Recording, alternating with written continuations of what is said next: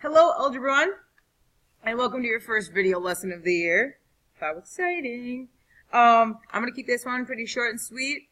We're gonna have a couple of short videos here, and just kind of get us into the groove of things. So let's get after it. Earlier in your notes outline, you should have looked in your textbook and you learned a little bit about the vocab words that we're going to be using in this lesson.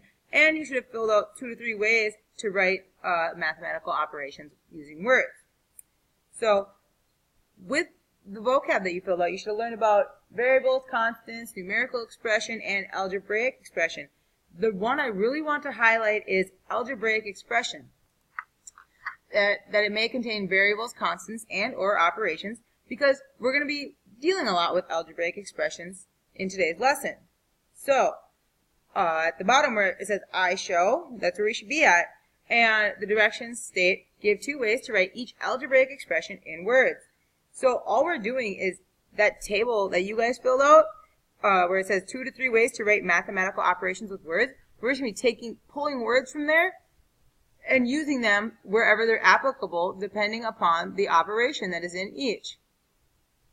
The first one being x plus 3. And that is actually one way that you could write it as, is just x plus 3.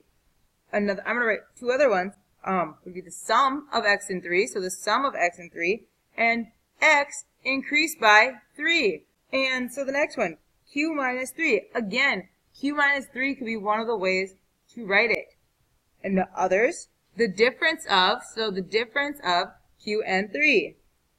And another one for this is 3 less than. So 3 is less than q. And the third one, 2 times y, which I'm sure you just saw that. And the product of 2 and y. And so then the last one we're going to do is k divided by 5. And I'm going to have that as one of mine. And the quotient. The answer for division problems is quotient. So the quotient of k and 5. So the next part underneath that is where we're going to translate these words to algebraic symbols. The first one reads, Eve reads 25 pages per hour. Write an expression for the number of pages she reads in h hours. So they give you your variable, h hours. So I need you to state what the variable represents. In this case, h is going to represent the number of hours she reads, because it's the number of pages she reads in h hours. So h is the number of hours that she is reading for. And what is the number of pages that she reads in that amount of time? We know that she is reading 25 pages per every hour.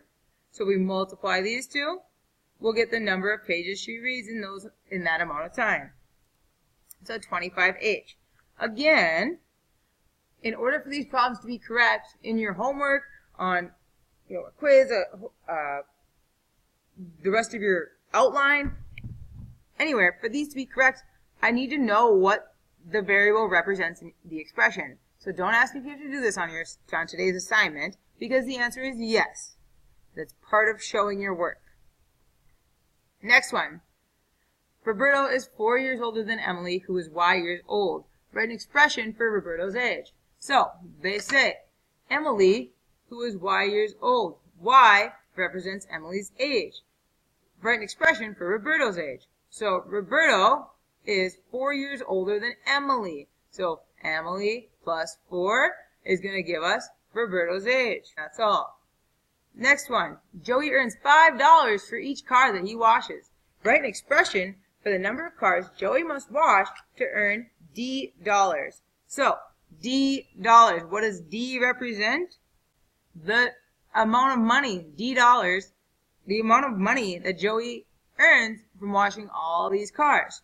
And if we take D dollars and we divide it by 5, so the total amount of money that he gets divided by $5 per car, what number do we end up with?